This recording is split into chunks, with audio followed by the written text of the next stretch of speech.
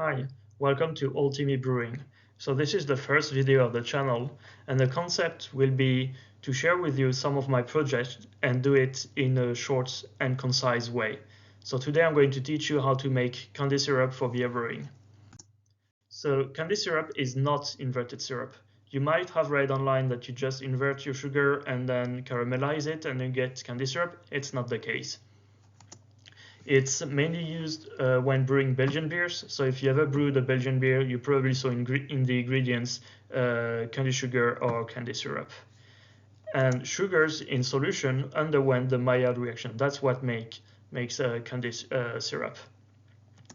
And there are a variety of syrups that are sold commercially for beer brewing, and it can go from simplicity, which is straight liquid sugar solution and doesn't taste much like anything, to much darker syrups which would taste like figs, plums, raisins, and so on. So why you should do it yourself? Well, first, it's easy, then you're done in less than 45 minutes, and then it's very cheap. A pound in my country is about 10 euros, but when I make it myself, it's about half an euro.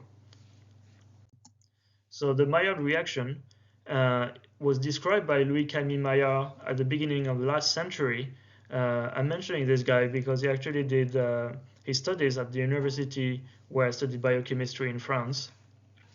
It's the chemical reaction between a sugar and an amine. So you're probably familiar with amines. They are components of amino acids, the building blocks of proteins. It's also present in ammonium carbonate, which is an ingredient in baking powder, as well as in diammonium phosphate, or DAP, which is a yeast nutrient. It is not caramelization. Caramelization is just the breakdown of sugars upon heating. This is a chemical reaction between sugar and amines. And you're probably familiar actually with products containing the Maillard reaction, like baked goods, grilled meats and veggies, and some modified malts like melanoidin. Melanoidin are actually the name of one of the Maillard reaction products. So the goal of this recipe is to obtain 100% inverted sugar syrup, then to start the Maillard reaction, and the final product should be shelf stable and stay liquid. So what you need to make 600 grams of syrup is 500 grams of white table sugar, 0.5 grams of tartaric acid, not to be confused with cream of tartar. It's a different thing. 0.44 grams of diammonium phosphate, also called DAP, without urea. This is important. There are some brands that include urea. You need a precision scale and a thermometer. So to get started, you cover your sugar with a minimum amount of water, and then you heat it up and stir until it's completely dissolved. Once it's dissolved, you stop stirring and you bring the temperature to 116 degrees and try to not go over 120 C. So, and then you keep the mix at this temperature for 20 minutes. So what's going on here is that saccharose, which is the sugar in table sugar, can be split upon heating with an acid into glucose and fructose. And you will notice here that glucose and fructose form these kinds of rings. However, once they are split, these rings are actually in equilibrium with a linear conformation. And here on the linear conformation, I highlight in red chemical group, which is the target of the amine to start the Maillard reaction. So after 20 minutes, you can add your DAP. So you can notice that before adding DAP, the syrup is very pale yellow, but as soon as I added the DAP, it turns bright yellow golden.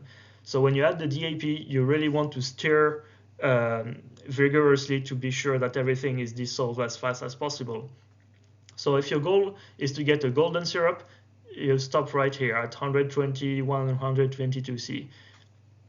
This syrup will taste strongly like cotton candy. This will be obvious in the beer. If you want something that is tasteless, then just use dextrose.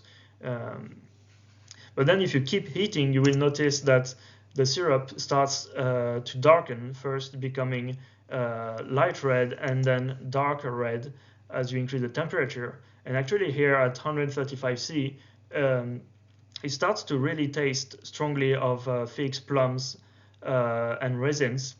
And I can clearly see this working in an English ale. But you can keep going, and about 140 C, the syrup will be nearly black. And this would be very similar to the syrup at 135 C, but it will also develop some toffee caramel notes. You can keep heating a bit more, but be careful, you can have quite fast burnt sugar showing up. So what I would recommend you for first run is to just sample regularly at different temperatures the syrup and taste your samples then. And then you decide which temperature corresponds to what you want in your beer. So once you reach the syrup you want to have, you need to stall the reaction. And to do so, you add water to bring the temperature under 112 C. So when you do this, it's going to splash and you can hurt yourself. So I would strongly advise to wear a mitten and with a spoon stir as vigorously as possible to get a homogeneous solution, and it will stop splashing. Then you bring the syrup back to 112 C, and this temperature you have exactly 80% of sugar in solution.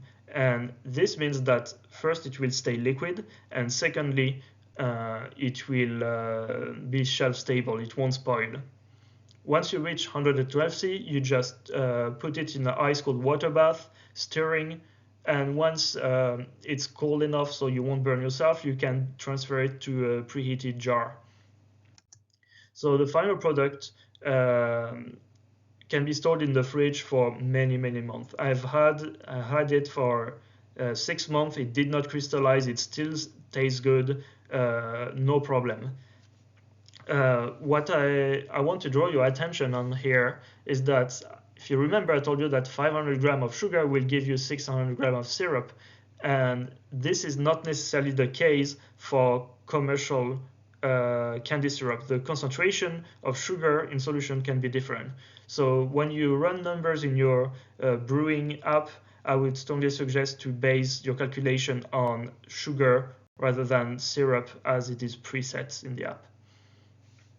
So now I'm going to share with you my favorite Belgian double recipe. So it's for 13 liters, which is a bit more than 3 gallons. You will need some Pilsner, Special B, Cara Munich 1, and some dark candy syrup. I use the syrup I made at 140 C.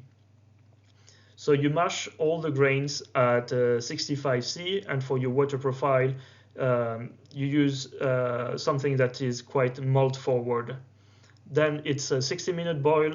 You add 20 grams of hallertauer at 60 minutes, and you add 20 grams of Tettnang 15 minutes before the end of the boil. Once you cool it down, you can pitch your yeast. I use the Mangrove Jack's M47 Belgian Abbey, and I ferment it quite warm.